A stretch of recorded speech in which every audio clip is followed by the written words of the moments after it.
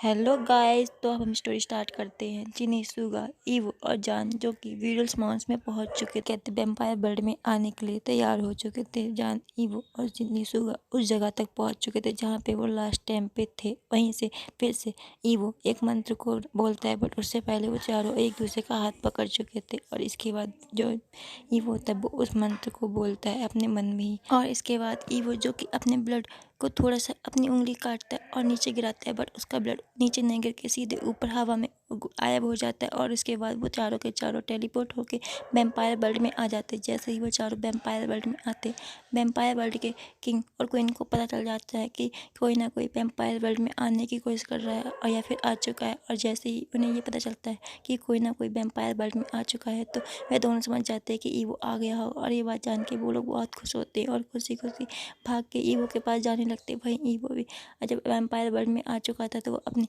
जो जगह होती है वहाँ पे वैम्पायर वर्ल्ड को देखने लग जाता है और वो कहता है, लो, वैम्पायर वर्ल्ड तो अभी भी नहीं बदला है। तभी ईवो की नज़र उसके माता पिता के पास जाती है, जो कि उसको मिलने के लिए आ रहे थे। और ये देखते ही ईवो भागते हुए अपने माता पिता के पास जाता है, उनसे गले मिलता है। और उनसे गले मिलने के बाद ईवो सीधे अपने माता पिता से बात करते हुए राजमहल की तरफ जाने लग जाता है। और वहीं ईवो ये भूल जाता है कि वो जान को भी लेके आया था, और जान को वह पीछे छोड़ के ही सीधे अपने माता पिता से बात करते हुए चलने लग जाता है। वहीं जान, जिनी, सुगा अब एक दूसरे को देख रहे होते। तभी जिनी और सुगा जान से कहते, चलो तुम हमारे साथ चलो। ईवो इस समय तुम्हें बिल्कुल भी याद नहीं रखेगा, वो अपने माता पिता के आगे तो हमें भी भूल जाता है।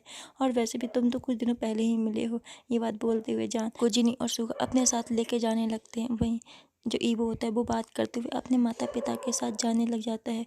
और जब वह राजमहल पहुंच जाता है, तब ईवो जो कि अपने आसपास में देख रहा होता है जैसे वो किसी को ढूंढ रहा हो। और जैसे ही ईवो देखता है कि उसके पास वो शख्स नहीं है, तो ईवो थोड़ा कंफ्यूज होता है और फिर कहता है, लो, मैं तो जान को वहीं भूल गया। और जैसे ही ईवो को ये सब याद आता है, उसके बाद ईवो कहता है, मॉम डैड, मैं जान को तो वहीं भूल गया है। और ये बात सुनते ही ईवो के माता पिता भी याद करते और वह भी कहते, लो, हम तो ईवो की वजह से उसके मेट को तो भूल ही गए। और जैसे ही उन्हें भी ये बात याद आती, उन्हें भी थोड़ी शर्मिंदगी महसूस होती है कि वह अपने बच्चे के आगे तो अब उसके बच्चे के मेट को तो बिल्कुल से ही भूल गए। और अब वो तो सोच ही रहे थे कि हम वापस जान को लेने के लिए जाएं। तब तक जान जो कि अपने जो नए दोस्त बने थे उनके साथ आ जाता है। ईवो जो कि अपने माता पिता से बात करता है, वहीं जान, जिनी, सुगा एक दूसरे से बात कर रहे थे और इसलिए जान ने उन दोनों को भी अपना दोस्त बना लिया था। और इसी तरह से वो तीनों भी बात करते हुए आ रहे थे। अब जान जो कि ईवो को देखता है, बट ईवो जो कि जान को देख रहा था, जो कि उसके दोस्तों से बात कर रहा होता। और ईवो को इसमें गुस्सा आ रहा होता है कि जान उनसे बात करने की जगह किसी और से बात क्यों कर रहा है, भले ही वो उसके दोस्त हैं जो कि उसे हंसा भी रहे हैं। और वो तीनों बातें कर रहे थे, वो अपने ये राजमहल होता है इसके बारे में बता रहे थे, ईवो कह रहा था। और ईवो की बातें में जान के ही जान खुश हो रहा होता है। वहीं जान की ये हंसी ईवो को अच्छी नहीं लग रही होती, क्योंकि ईवो इस समय थोड़ी सी जेलसी फील कर रहा होता है अपने दोस्तों से कि वह जान को कैसे हंसा सकते हैं। बल्कि ये काम तो ईवो का था, ईवो जान को हंसाता, ना कि कोई और। ईवो के दिमाग में इसी तरीके की बातें चल रही होती। तभी ईवो जो कि जान के पास जाता है, उसे अपने हाथ में हाथ लेता है और उसके हाथों को पकड़ते हुए खींचते हुए अपने साथ जान को अपने माता पिता के पास लेके आया होता है और उनसे बातें करता है। और फिर ईवो जान को अपने माता पिता से मिलवाता है। जान जो कि ईवो के माता पिता को अंकल आंटी करके संबोधित करता है और उन्हें नमस्ते करता है। तो फिर जान के लिए ईवो के माता पिता भी कहते हैं कि बेटा, तुम भी हमें ईवो की तरह ही माता पिताजी बोल सकते। और ये बात सुनने के बाद जान की आंखों से एक आंसू गिरता है। और इसके बाद जान जो कि रोने ही वाला होता है कि जान को ईवो की माँ अपने गले लगा लेती है। बेटा कहती है, बेटा तुम हमारे भी बच्चे हो, जैसे कि ईवो हमारा बच्चा है। तुम, इसमें कोई रोने वाली बात नहीं है। तुम इतना अपसेट क्यों फील कर रहे हो? क्या तुम अपनी फैमिली को छोड़ के हमारी फैमिली में इस वजह से? जिस पर जान कुछ बोलता है उससे पहले ही ईवो की मॉम जो कि समझ लेती हैं कि शायद यही वजह होगी, और इसलिए जान को गले लगा लेती है। फिर जो जान को ईवो के पिताजी भी गले लगाते हैं। इसके बाद जान ईवो के माता पिताजी से बातें करने लगता है और ईवो से भी। और इस तरह से वो चारों लोग बातें करते हुए राजमहल के अंदर आने लगते। वही सुगा और जिन एक दूसरे को देखते और कहते लगता है, इस फैमिली में जुड़ते ही जान भी हमें इग्नोर करने लगा है। लगता है ये पूरी फैमिली एक जैसी है। एक दूसरे से जब मिलते हैं तो चौथे और पांचवें को तो भूल ही जाते हैं। ये बात बोलने के बाद जिनी और सुगा हंसते और अपने बाकी के कामों में लग जाते। वहीं ईवो राजमहल के अंदर आ चुके थे। फिर इसके बाद ईवो के माता पिता मतलब कि राजा और रानी आदेश देते हैं खाने के लिए, नाश्ते के लिए, जिस पर नाश्ता लगाया जाता है। और सुबह का टाइम हो चुका था यहाँ के हिसाब से, और उस वर्ल्ड का हिसाब तो अब आप लोग जानते हैं, यहाँ वहाँ के 2 दिन और यहाँ का 1 दिन, तो इस हिसाब से यहाँ पे भी सुबह का वक्त ही हो रहा था। ईवो जो कि उसे भी भूख लग रही थी, तो वह जाकर डाइनिंग टेबल पे बैठ जाता है। वहीं ईवो अपने साथ जान को भी लेकर डाइनिंग टेबल पे पहुंच चुका था। और जान ईवो और ईवो के माता पिता अब डाइनिंग टेबल पे बैठे हुए थे। ईवो के माता पिता जो कि एक लिक्विड पी रहे थे, वहीं ईवो भी एक लिक्विड पी रहा था। बट जान अभी उसके सामने खाना परोसा जा रहा था, वहीं ईवो के सामने भी खाना परोसा जा रहा था। और इस समय जान ईवो खाना खाने लग जाते हैं और ईवो वही बीच में वो लिक्विड भी पीते जा रहा था। बट जान उस लिक्विड पे ज़्यादा गौर नहीं करता और इसी तरह से वो लोग अपने खाने को कंप्लीट करते हैं। और खाना कंप्लीट करने के बाद जान ईवो और उस ईवो के माता पिता उड़ जाते हैं। और जान ने ध्यान दिया था कि ईवो ने बहुत ही कम खाना खाया, और ह्यूमन वर्ल्ड में तो जान देखता था कि ईवो कितना खाना खा लेता था, मगर यहाँ पे इतना कम। बट जान इस समय कुछ नहीं पूछता। और इसके बाद जान ईवो को देखता है, ईवो भी जान को देखता है। इसके बाद जान जो कि ईवो से पूछता है कि मैं कहाँ पे रहूँगा। ये बात सुनने के बाद जान को ईवो कुछ कहता है, उससे पहले ईवो के माता पिता जान को देखते और कहते क्या तुम्हें नहीं पता तुम ईवो के मेट हो। तो फिर जान कहता है मुझे पता है। तो फिर जान के माता पिता कहते हैं क्या तुम्हें ईवो ने वाइट नहीं किया है नेक पे। ये बात सुनने के बाद जान जो कि शर्माते हुए अपनी सर को नीचे करता है, पर हल्के से बोलता है किया है। तो फिर ईवो के माता पिता ईवो की तरफ देखते और ईवो से पूछते हैं क्या ईवो तुमने जान को नहीं बताया कि हमारे वर्ल्ड में मैरिज किस हिसाब से होती है। जिस पर ईवो अपना सिर्फ नाम ही हिलाता। और ये बात सुनने के बाद ईवो के माता पिता को ईवो पे गुस्सा आ रहा होता है कि ईवो ने इतनी बड़ी बात जान को नहीं बताई। और ये बात जान भी थोड़ा हैरान होता है कि इनके वर्ल्ड में मैरिज किस हिसाब से होती है, इसका अभी मुझसे क्या लेना देना, अभी तुम्हारी इनके वर्ल्ड के हिसाब से शायद मैरिज नहीं हुई है। ये सब जान सोच रहा था। तभी ईवो के माता पिता ईवो के छोड़ के जान की तरफ ध्यान देते और जान से कहते जान जब ईवो ने तुम्हें बाइट किया था तब से तुम दोनों कपल बन चुके थे, और तुम दोनों की शादी जो कि वैम्पायर वर्ल्ड के हिसाब से भी हो चुकी। और ये बात जानने के बाद जो जान होता है वो खुश होता है, और थोड़ा सा दुखी भी होता है कि जान को ये बात ईवो ने नहीं बताई कि वो दोनों अब वैम्पायर वर्ल्ड के हिसाब से अपनी मैरिज को कंप्लीट कर चुके हैं। ईवो जान एक दूसरे को देखने लगता है। तभी जान जो कि थोड़ा सा गुस्सा लग रहा था, अब ईवो को लग रहा था कि शायद जान को ये ना बता के कि उन दोनों अब शादीशुदा हो चुके हैं, वो भी वैम्पायर वर्ल्ड के हिसाब से। ईवो को थोड़ा सा डर लग रहा था, बट ईवो इस बात पे ध्यान नहीं देता। अब अभी जान जो कि अपने माता पिता ईवो के माता पिता को देख रहा था और उनसे कहता है तो क्या मैं वैम्पायर बन जाऊँगा, क्योंकि जान कहता है कि मुझे ईवो ने वाइट किया, और शायद जब एक वैम्पायर इंसान को काटता है तो शायद वो इंसान एक वैम्पायर में बदल जाता है। और ये बात जानने के बाद ईवो के माता पिता जान को देखते और कहते हाँ ऐसा होता तो है, बट इसके चांसेस बहुत कम होते हैं, शायद उस इंसान की जान ही चली जाती है। और ये बात सुनने के बाद जो जान होता है वो कहता है क्या मैं मर जाऊंगा। इस पर ईवो के माता पिता जान को देखते और जान से कहते नहीं तुम नहीं मरोगे, तुम्हारे अंदर बल्कि कुछ पावर्स आई होंगी, जो पावर्स ईवो के पास भी है और शायद तुम्हारे पास भी आई होंगी। जिस पर जान कहते नहीं मुझे तो अपनी बॉडी में कोई भी चेंजेस नज़र नहीं आए और ना ही मेरे पास कोई पावर्स आई। ये बात जानने के बाद ईवो के माता पिता भी थोड़े हैरान हो जाते और कहते क्या तुम्हारे पास सच में कोई पावर्स नहीं आई। जिस पर जान कहता नहीं। जिस पर जान के माता पिता पूछते हैं तो तुम्हें ईवो ने कब बाइट किया था। ये बात जानने के बाद ईवो जान देखता है और उसके बाद जान कहता है करीबन एक दिन तो हो ही चुका होगा। ये बात जानने के बाद ईवो के पेरेंट्स कहते नहीं तुम पे तो कब का असर उठना चाहिए था और तुम्हें कुछ पावर्स मिलनी भी चाहिए थी। अगर तुम्हें ईवो ने बाइट किया होता उसके कुछ समय बाद ही तुम्हें पावर्स मिल जानी चाहिए, तुम्हें तो तब से कुछ भी अजीब नहीं लगा। जिस पर जान ईवो के माता पिता को देखता और कहता नहीं मुझे तब से कुछ भी अजीब फील नहीं हुआ, ना ही मुझे कुछ अलग लगा और ना ही मेरी बॉडी में कोई बदलाव आए हैं। जिस पर ईवो के माता पिता थोड़े हैरान हो जाते और कहते क्या सच में तुम्हें कुछ भी अजीब फील हुआ। जिस पर ईवो के माता पिता की बात सुनने का जान कहता नहीं मुझे सच में कुछ भी अजीब नहीं लगा।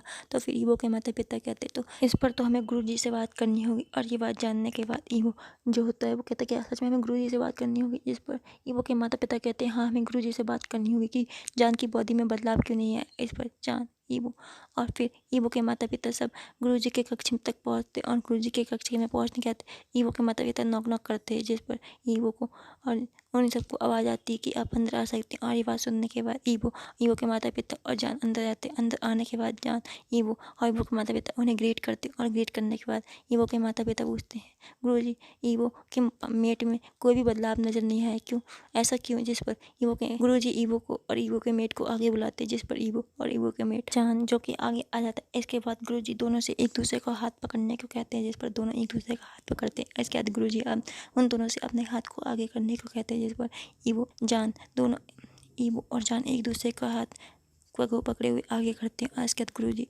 उनके जो हाथ होता है उसके ऊपर अपना हाथ रखते हैं और उसके बाद गुरुजी उन दोनों से आंखें बंद करने को कहते हैं। और इसके बाद गुरुजी खुद भी अपनी आंखें बंद करते हैं और कुछ मंत्रों का उच्चारण करते हैं। और इसके बाद गुरुजी जो कि सब कुछ देख रहे होते करीबन 1 घंटे बाद गुरुजी अपने हाथों को हटाते। वहीं ईवो और जान जो कि बेहोश हो चुके थे और वहीं गुरुजी को सब कुछ पता चल चुका था। और इस समय गुरुजी जो कि बहुत ही ज़्यादा आश्चर्यचकित थे कि ऐसा भी कुछ हो सकता है। और इस समय गुरुजी जो कि थोड़े से जान पे थोड़ा सा ज़्यादा ही फिक्र और चिंता कर रहे होते वहीं ईवो को भी गुरुजी देखते हैं और कहते हैं लगता है विंग और वांग जी ने कुछ ज़्यादा ही तकलीफ झेली है और उसी तकलीफ का नतीजा है कि आज इनका प्यार जो कि अभी तक जिंदा है और आज ये लोग फिर से एक दूसरे के पास आ चुके हैं।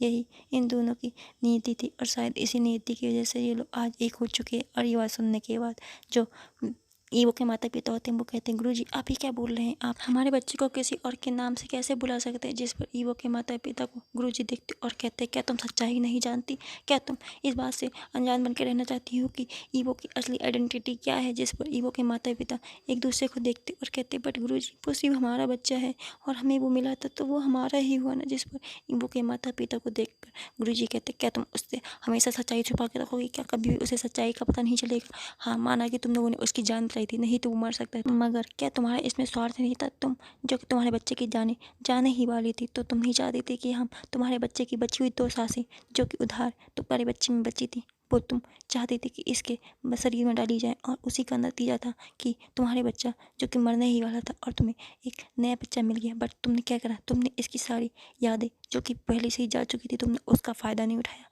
तुमने अपने बच्चे की तरह दिखने वाले बच्चे को उसकी पूरी पहचान नहीं दी। तुमने इसका नाम ईवो कर दिया, तुम्हें इसके बारे में कुछ भी नहीं पता था और तुमने नाजायज़ फ़ायदा उठाकर इस बच्चे के दिमाग में सिर्फ और सिर्फ अपने बच्चे की यादें नहीं डाली। क्या तुमने अपने बच्चे के शरीर में इस बच्चे के जख्म नहीं दिए? क्या तुमने अपने बच्चे को पूरी तरह से खो नहीं दिया था? तुम्हारा बच्चा वैसे भी जान नहीं वाला था, कुछ ही तो सांसें रह गई थी उसमें। तुमने सेल्फिश नहीं बनी, क्या तुम स्वार्थी नहीं बनी? तुमने अपने स्वार्थ के आगे उस समय तो तुम्हें कुछ भी नज़र नहीं आया तो तुम आज इतना स्वार्थ कैसे दिखा सकती हो? अब तुम अपने स्वार्थ को और आगे कितना बढ़ाओगी। जिस पर रानी और राजा दोनों एक दूसरे को देखते और रोने लगते और कहते हैं कि गुरुजी बट हम अपने बच्चे को तो खो ही चुके थे और अब हमें एक बच्चा मिल रहा था तो हम उसके आगे कुछ नहीं देख पाए। गुरुजी हमें क्षमा कीजिए, बट हम ईवो को बहुत प्यार करते हैं, हम उसे अपना बच्चा मानते हैं और हम उसे खोना नहीं चाहते। जिस पर गुरुजी कहते हैं तुम चिंता मत करो, वो तुम लोगों को अपने माता पिता ही समझता और वो कभी भी तुम्हें अनजान नहीं समझेगा, बल्कि उसकी पुरानी यादें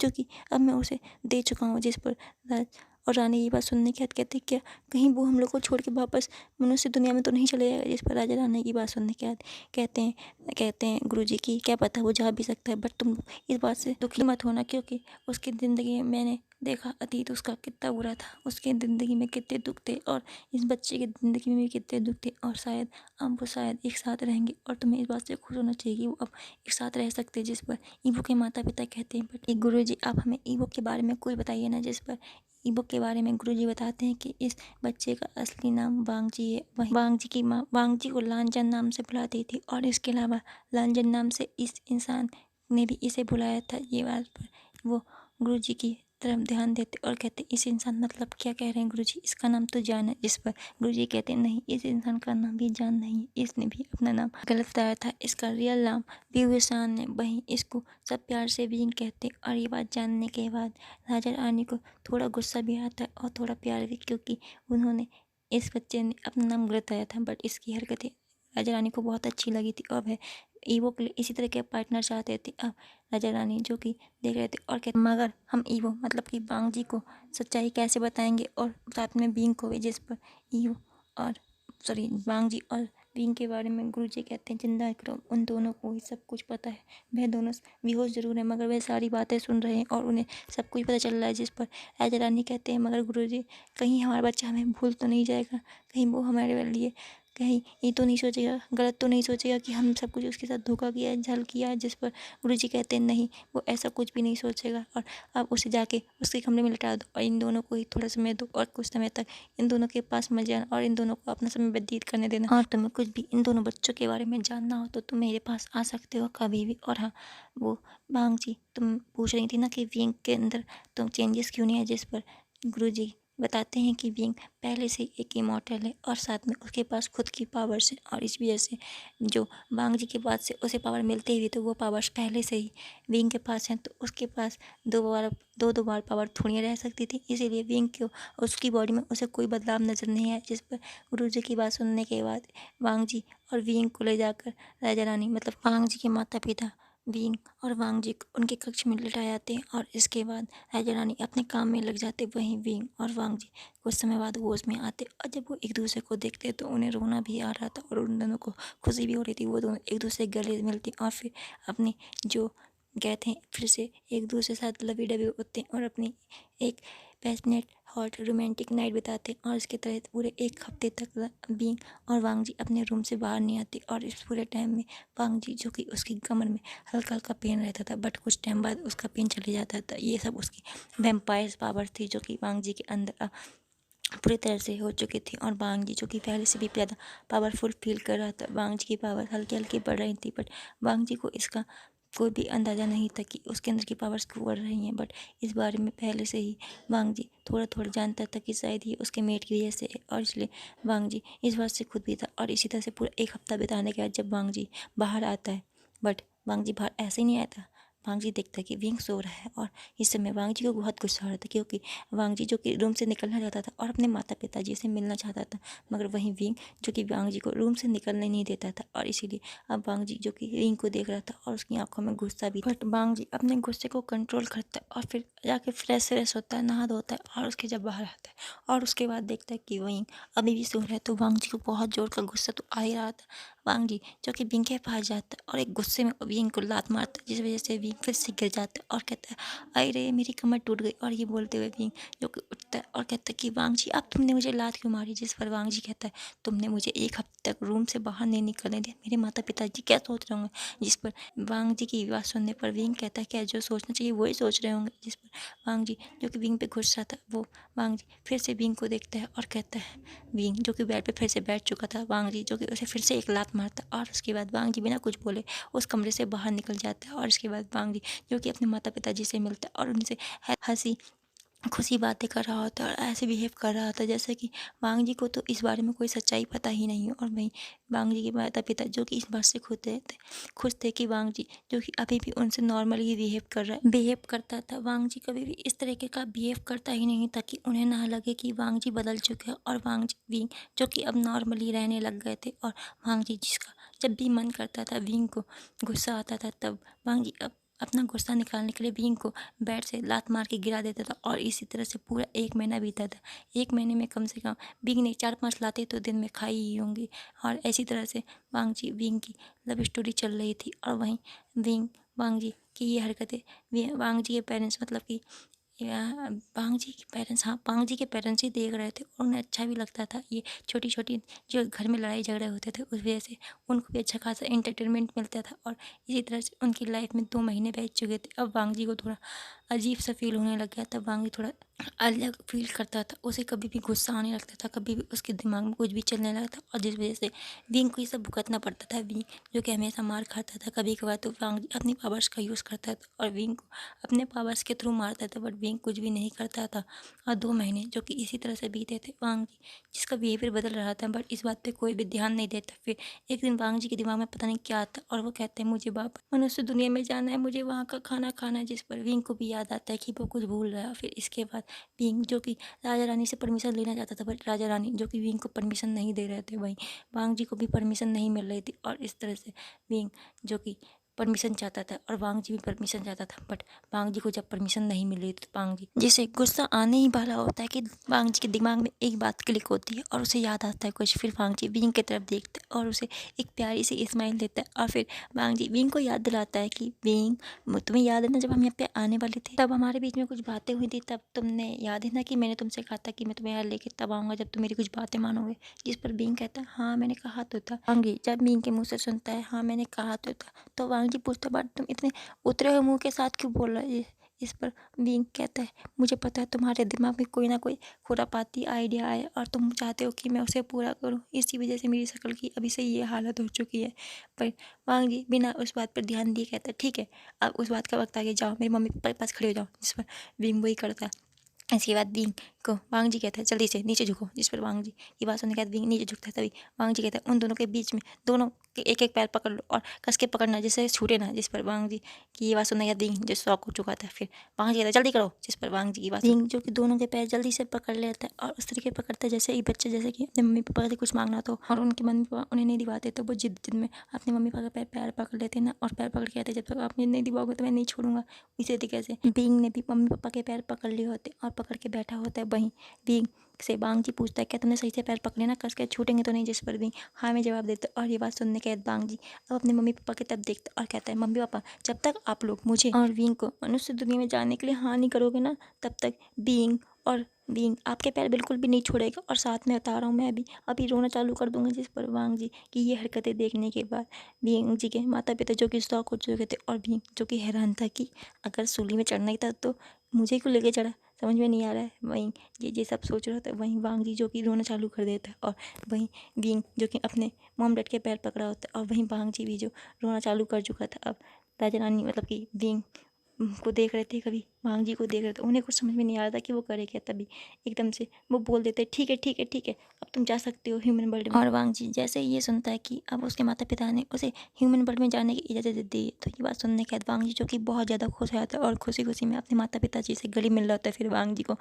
देखता है बीइंग अभी भी अब नीचे झुका हुआ बैठा हुआ है वहीं पे। बीइंग को फिर वांग जी हटाता है और उसे गले लगाता है और कहता है, अब मैं मनुष्य दुनिया में जा सकते हैं। और देखो मैंने तुम्हारी बात मानी ना, अब देखो मैंने कहा था कि हम मनुष्य दुनिया में दोबारा चलेंगे, तो अब हम चल रहे हैं। और ये बात बोलकर बीइंग को वांग जी ऐसे जताता है कि ये सब तो वांग जी ने बीइंग के लिए ही किया था। और ये बात जानकर वांग जी जो कि बहुत खुश था और वहीं बीइंग जो कि पूरी तरह से शॉक हो चुका था। तो हेलो गाइस, तो आज का पार्ट आपको कैसा लगा बताना ज़रूर, ठीक है। और सबसे बड़ी बात, इसका एक और पार्ट रह गया। मैंने सोचा था ये आज ख़त्म हो जाएगी बट आज नहीं हो पाई, बट अगले पार्ट में ये ज़रूर ख़त्म हो जाएगी। तो बाय बाय गाइस।